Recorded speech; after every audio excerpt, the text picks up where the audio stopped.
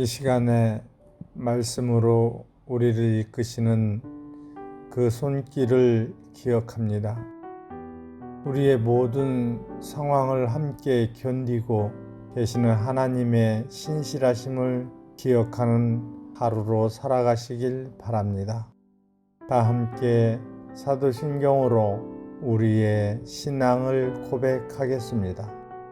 전능하사 존재를 만드신 하나님 아버지를 내가 믿사오며 그 외아들 우리 주 예수 그리스도를 믿사오니 이는 성령으로 잉태하사 동정녀 마리아에게 나시고 본디오 빌라도에게 고난을 받으사 십자가에 못 박혀 죽으시고 장사한 지 사흘 만에 죽은 자 가운데서 다시 살아나시며 하늘에 오르사 전능하신 하나님 우편에 앉아 계시다가 저리로서 산 자와 죽은 자를 심판하러 오시리라.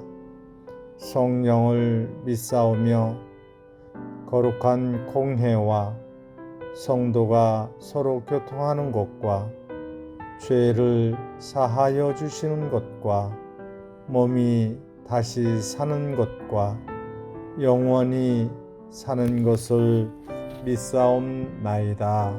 아멘.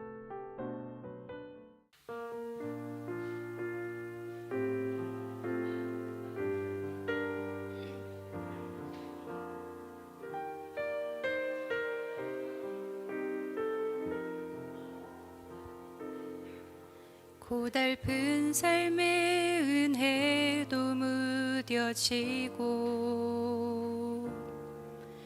곧 사라질 것에 내 맘 두네.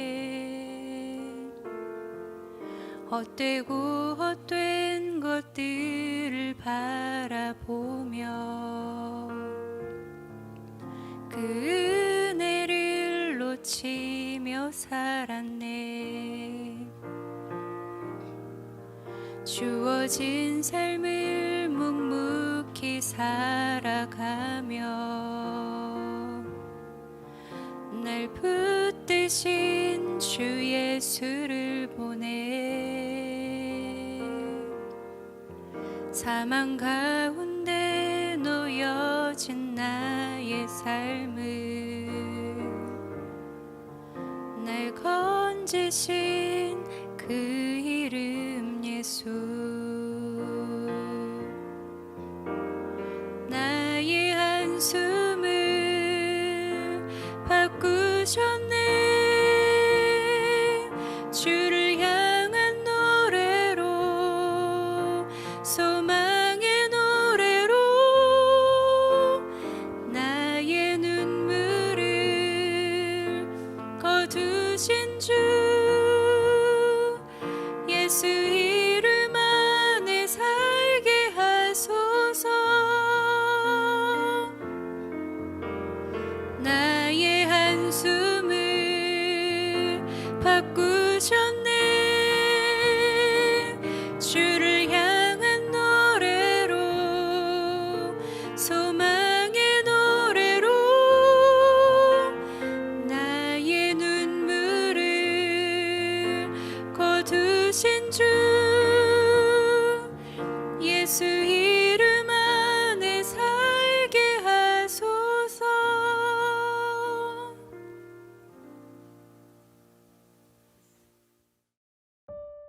오늘 우리가 함께 나눌 말씀은 예레미야 1장 1절부터 10절입니다. 베냐민 땅 아나돗의 제사장들 중 힐기야의 아들 예레미야의 말이라. 아몬의 아들 유다 왕 요시야가 다스린 지 13년에 여호와의 말씀이 예레미야에게 임하였고, 요시야의 아들 유다의 왕 여호야김 시대부터 요시야의 아들 유다의 왕 시드기야의 11년 말까지 곧 5월에 예루살렘이 사로잡혀 가기까지 임하니라. 여호와의 말씀이 내게 임하니라. 이르시되 내가 너를 모태에 짓기 전에 너를 알았고 내가 배에서 나오기 전에 너를 성별하였고 너를 여러 나라의 선지자로 세웠노라 하시기로 내가 이르되 슬프도소이다 주 여호와여 보소서 나는 아이라 말할 줄을 알지 못하나이다 하니 여호와께서 내게 이르시되 너는 아이라 말하지 말고 내가 너를 누구에게 보내든지 너는 가며 내가 내게 무엇을 명령하든지 너는 말할지니라. 너는 그들 때문에 두려워하지 말라. 내가 너와 함께하여 너를 구원하리라.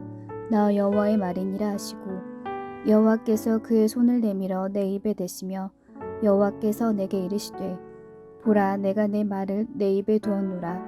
보라 내가 오늘 너를 여러 나라와 여러 왕국 위에 세워 내가 그것들을 뽑고 파괴하며 파멸하고 넘어뜨리며 건설하고 심게 하였느니라 하시니라. 아멘. 반갑습니다. 오늘 예레미야 1장 1절부터 10절까지를 중심으로 그 시대라는 주제의 말씀을 함께 나누겠습니다. 자, 이제 오늘부터 예레미야 말씀을 묵상을 하려고 하는데 오늘 본문은 예레미야에 대한 설명으로 시작이 됩니다. 먼저 1절인데요. 베냐민 땅 아나돗의 제사장들 중 힐기야의 아들 예레미야의 말이라. 아몬의 아들 유다 왕 요시야가 다스린 지 13년에 여호와의 말씀이 예레미야에게 임하였고 요시야의 아들 유다의 왕 여호야김 시대부터 요시야의 아들 유다의 왕 시드기야의 11년 말까지 곧 5월에 예루살렘이 사로잡혀 가기까지 임하니라. 여기에 이제 예레미야의 시작 요시야 때부터 요시야 13년이라고 되어 있고 마지막에는 시드기야 끝날 때까지, 이것은 남유다가 완전히 멸망할 때까지라는 의미인데 사실 예레미야는 굉장히 긴 기간 동안 사역을 감당했었고 거의 가장 힘들었던 선지자가 아닐까라고 할 수 있을 만큼 굉장히 긴박한, 우리나라로 치면 조선 말 일본에게 나라를 뺏기는 그 모든 과정 한가운데 있었던 것과 같은 굉장히 힘든 시기를 예레미야가 겪었습니다. 1절부터 3절까지 소개되는 이 내용은 간단하게 소개되어 있지만 결코 간단하지 않습니다. 앞으로 우리가 예레미야를 길게 묵상하기 위해서 시대적 배경을 설명하는 것이 좀 필요하겠다 생각이 됩니다. 아침 경건에는 시간을 길게 쓸 수가 없기 때문에 오늘은 시대적 배경을 중심으로 잠시 말씀을 드리고 이 본문을 가지고 내일 또다시 묵상하려고 합니다. 먼저 2절을 보면 예레미야가 아몬의 아들 유다의 왕 요시야가 다스린 지 13년의 부름을 받았다 이렇게 되어 있습니다. 이게 약 BC 626년 정도가 됩니다. 예레미야는 그때 선지자로 부르심을 받아서 사역을 하다가 580년 정도가 됐을 때 애굽에 가서 죽임을 당합니다. 북왕국 이스라엘은 100년 정도 전인 722년, BC 722년에 이미 아수르에 의해서 멸망을 당했고 남유다는 약 150년 정도 더 있다가 BC 586년에 바벨론에 의해서 이제 멸망을 합니다. 예레미야는 요시야 때부터 선지자로 부르심을 받았는데 요시야는 하나님께 순종했던, 거의 다윗 이후로 최고로 훌륭했던 왕이 바로 요시야입니다. 약 30년 동안 다스립니다. 근데 요시야 13년에 예레미야가 선지자로 부르심을 받았고 요시야 재위 18년 정도 됐을 때 요시야가 성전 수리를 명령하거든요. 근데 성전을 수리하다가 전혀 생각하지도 못했던 율법서를 발견하게 됩니다. 요시야가 그 율법서를 읽고 회개를 하죠. 그래서 성전 수리를 하고 우상을 쫓아내고 제대로 된 종교 개혁을 이루어냅니다. 이 부분에 대해서는 열왕기하에 나오는데 아주 훌륭한 왕이었다 이렇게 소개가 됩니다. 열왕기하 23장 24절부터인데 제가 읽겠습니다. 요시야가 또 유다 땅과 예루살렘에 보이는 신접한 자와 점쟁이와 드라빔과 우상과 모든 가증한 것을 다 제거하였으니 이는 대제사장 힐기야가 여호와의 성전에서 발견한 책에 기록된 율법의 말씀을 이루려 함이라. 요시야와 같이 마음을 다하며 뜻을 다하며 힘을 다하여 모세의 모든 율법을 따라 여호와께로 돌이킨 왕은 요시야 전에도 없었고 후에도 그와 같은 자가 없었더라. 근데 재밌는 거는 뭐냐면 요시야가 정말 잘했잖아요. 칭찬받고 하나님께 인정받았습니다. 그럼에도 불구하고 그의 잘함이 하나님의 진노를 피하게 한 건 아니었다라고 곧바로 나온다는 거죠. 25절까지 읽었는데 26절에 바로 이렇게 되어 있습니다. 그러나 여호와께서 유다를 향하여 내리신 그 크게 타오르는 진노를 돌이키지 아니하셨으니 이는 므낫세가 여호와를 경노하게 한 그 모든 경노 때문이라. 여호와께서 이르시되 내가 이스라엘을 물리친 것 같이 유다도 내 앞에서 물리치며 내가 택한 이 성 예루살렘과 내 이름을 거리에 두리라 한 이 성전을 버리리라 하셨더라. 전혀 의외의 말씀입니다. 그 전에 행한 이스라엘의 악행이 도대체 얼마나 악했길래, 특별히 므낫세의 못된 짓이 얼마나 악했길래 요시야의 그 놀라운 일들을 통해서도 돌이킬 수 없었을까라고 고민하게 만드는 장면입니다. 물론 나라가 멸망했다고 해서 그 나라에 속한 모든 백성들이 구원을 못 받은 건가? 그렇지 않습니다. 나라만 망한 겁니다. 구원과는 아무 관계 없습니다. 오히려 하나님은 그들을 돌이키게 하고 구원하게 하시기 위해서 멸망을 허락하신 것이죠. 우리가 생각하려고 하는 것은 예레미야가 어떤 시대에 부름을 받았는지를 알아야 예레미야를 우리가 잘 이해할 수 있기 때문입니다. 예레미야는 그런 시대, 다시 말해서 요시야가 아무리 잘해도 안 됐던 시대죠. 어디에서도 답을 찾을 수 없었던 그런 시대에 부르심을 받았고 그 시대의 말씀을 전했다는 겁니다. 여러분, 어떤 시대였냐는 것은 굉장히 중요합니다. 지난 주일에도 잠깐 말씀을 드렸지만 하나님의 말씀이, 메시지가 그냥 선포되는 것, 정해진 틀이 돼서 표어처럼 외쳐지는 것은 아무런 능력도 없고 생명력이 없습니다.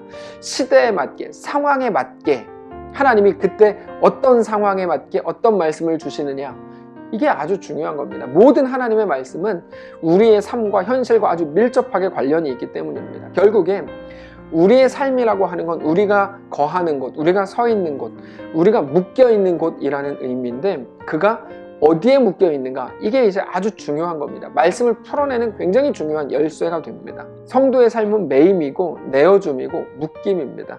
예레미야가 묶여 있었던 시대는 다 같이 죽음을 향해서 진노의 그물에 매여서 끌려가는 그런 시대였다는 겁니다. 거기서 누가 조금 더 잘한다 그래가지고 뭐 괜찮아지고 하나님의 진노가 사라지고, 반대로 누가 조금 더 뭐 잘못했기 때문에 더 처절하게 멸망하게 되는 그런 게 아니고, 요시야는 역대급으로 잘했던 왕입니다. 그러나 그런 것이 하나님의 진노를 막을 수 없었던 시대가 예레미야가 묶여있던, 그래서 같이 끌려갈 수밖에 없는 그런 시대였다는 거죠. 그럼 우리는 이런 질문을 하게 됩니다. 하나님은 도대체 그런 시대에 예레미야를 통해서 뭐를 말씀하시려고 했던 걸까? 라는 겁니다. 요시야가 잘했는데도 멸망했다면서요. 아니, 말씀은 잘하라고 전하는 거 아닙니까? 근데 잘했는데도 멸망했다 그러면 이게 뭐냐는 거죠. 예레미야는 무엇을 했어야 되냐는 겁니다. 물론 그거는 예레미야를 묵상하는 내내 이제 앞으로 나누게 되겠지만, 시대적 배경으로만 보면 지금보다 더 노력하고 더 잘하고 더 열심히 해가지고 그래서 더 좋은 결과를 만들어내고, 이게 우리가 꿈꾸고 소망하는 모습인데 예레미야가 살았던 시대는 그런 시대가 아니었다는 겁니다. 어쩌면 우리가 살아가는 시대도 그와 같습니다. 하나님은 예레미야를 왜 부르신 걸까요? 뭐를 전하라고 하신 걸까요? 지금은 우리가 코로나 시대를 살아가고 있는데 코로나 시대를 사는 우리에게 너무나 꼭 필요한 메시지가 바로 예레미야라는 것입니다. 예레미야 내내 나누게 될 겁니다. 아무튼 요시야가 그렇게 전무후무한 대단한 왕이었음에도 불구하고 므낫세의 죄로 인해서 멸망을 받도록 되어 있었다는 거죠. 자, 므낫세가 누굴까요? 요시야의 아버지가 아몬인데 아몬의 아버지가 므낫세입니다. 그러니까 므낫세는 요시야의 할아버지입니다.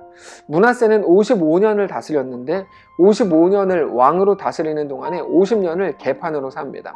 하나님을 모르는 사람으로 살았단 말입니다. 가장 악한 왕이었습니다. 도덕적으로 잘못했다는 게 아니고 뭐 국방력이 약했다, 뭐 외세의 침입을 많이 받았다, 이런 말이 아니고 하나님께 순종하지 않는 정치와 그 인생을 살았다, 이런 말입니다. 근데 특이한 거는 뭐냐면 므낫세의 아버지가 히스기야입니다. 아주 유명한 사람이죠. 우리가 잘 아는 사람입니다. 히스기야는 죽을 뻔했다가 기도해서 15년 생명을 연장받은 사람입니다. 예전에 히스기야에 대해서 좀 깊이 말씀을 드린 적이 있었는데, 히스기야가 병에 걸려 죽게 됐을 때 기도를 합니다. 그래서 이제 치유가 되죠. 그럴 거면 왜 병이 걸린 걸까요? 기도하라고요?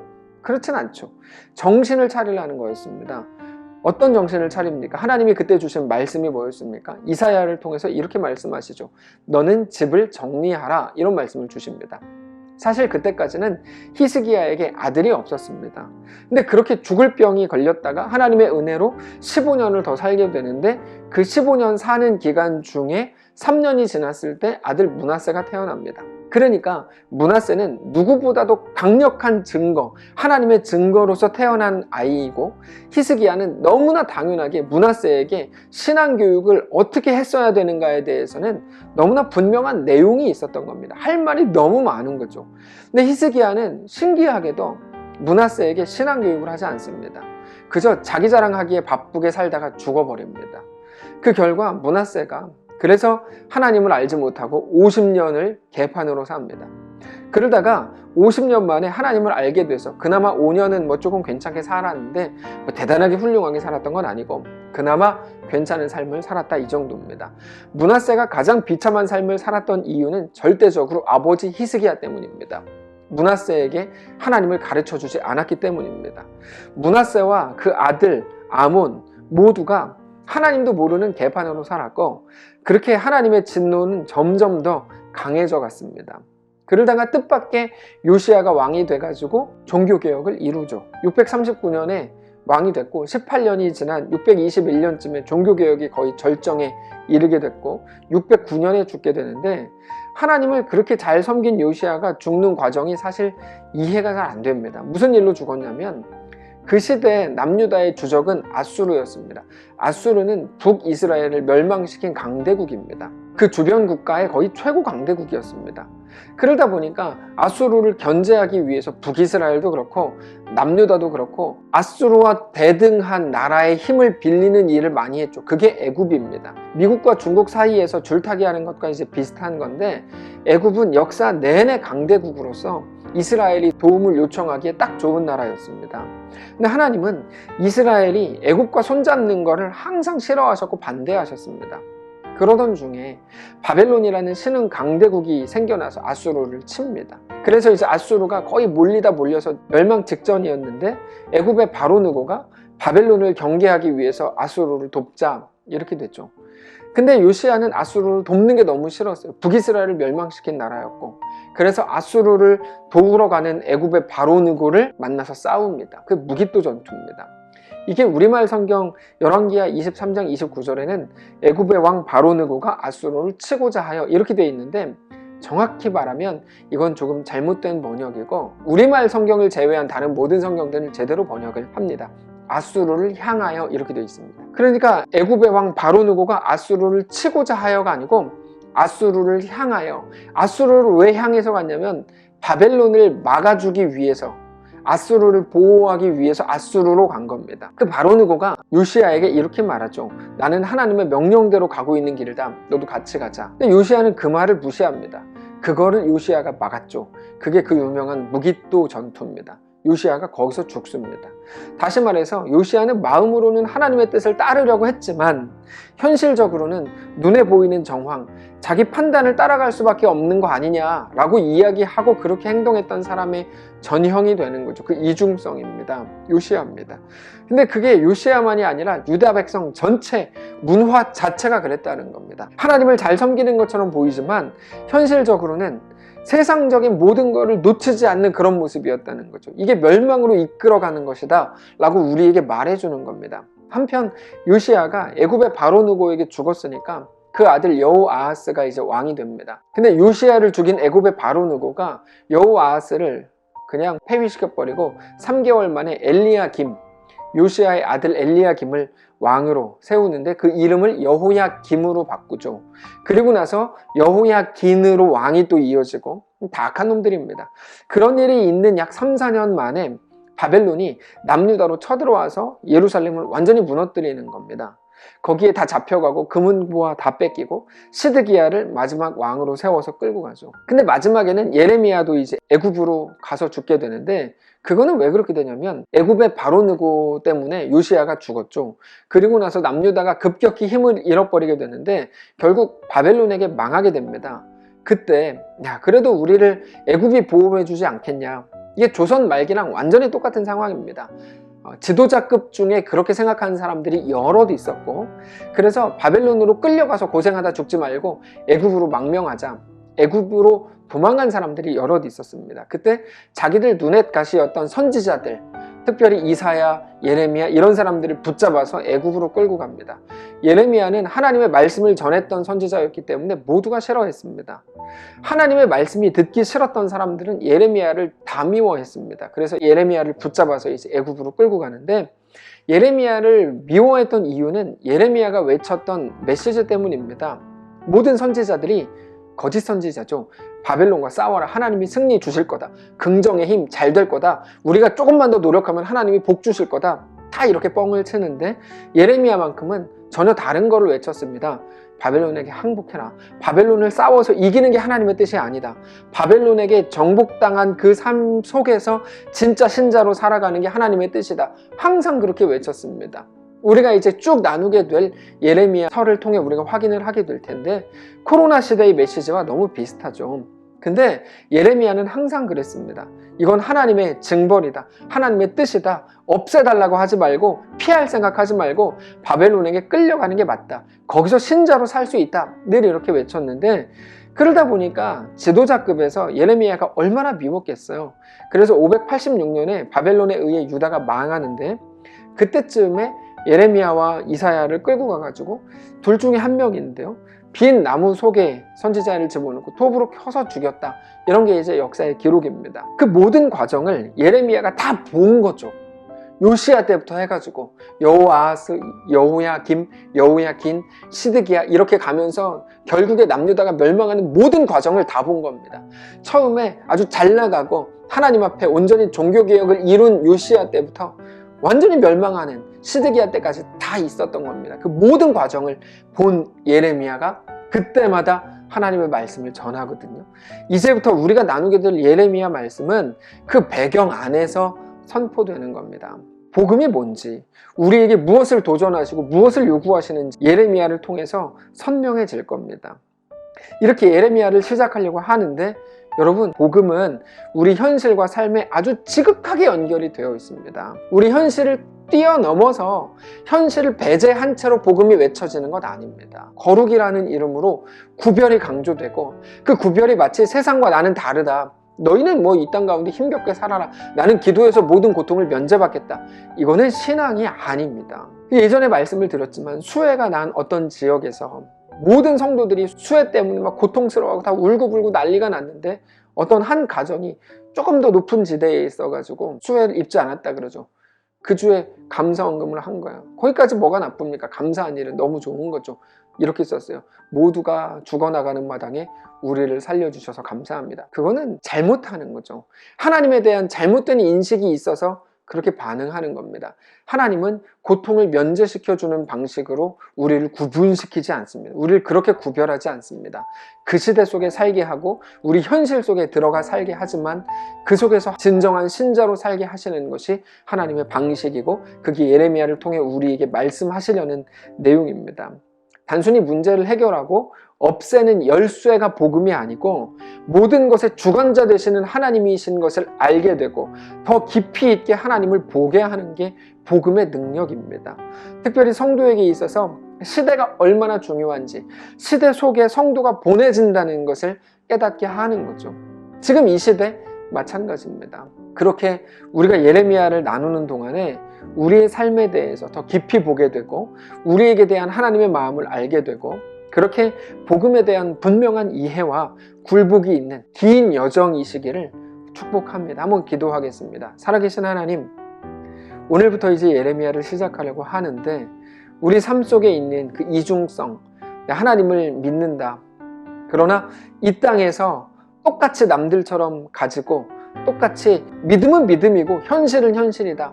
이렇게 살아가려고 했던 우리 모든 태도를 불쌍히 여겨주시고, 이제 다시 일어나서 현실 속에서 어떻게 살아야 하고, 현실 속에 살아가는 우리를 향한 하나님의 말씀은 무엇인지 매일같이 말씀을 나눌 때 깨닫게 하시고, 우리 자신을 다시 돌아보게 하시고, 하나님의 온전한 백성들로 세워지는 귀한 긴 여정이 될 수 있도록 인도하여 주시옵소서. 하나님, 오늘 어린이날입니다. 우리에게 허락하신 다음 세대 모든 어린이들을 축복하시고 하나님의 놀라운 은혜가 있게 하시고 주님만을 바라보며 신앙이 부모에게서 자녀에게로 또 그 자녀에게로 계승되고 그렇게 하나님만을 뜨겁게 사랑하는 모든 신자들로 다 세워지도록 축복하시옵소서. 여전히 힘겨운 가운데 있는 성도들 위로하시고 붙드시고 하나님의 거룩한 은혜 가운데 거하게 하옵소서. 감사드리며 살아계신 예수님의 이름으로 기도합니다. 아멘.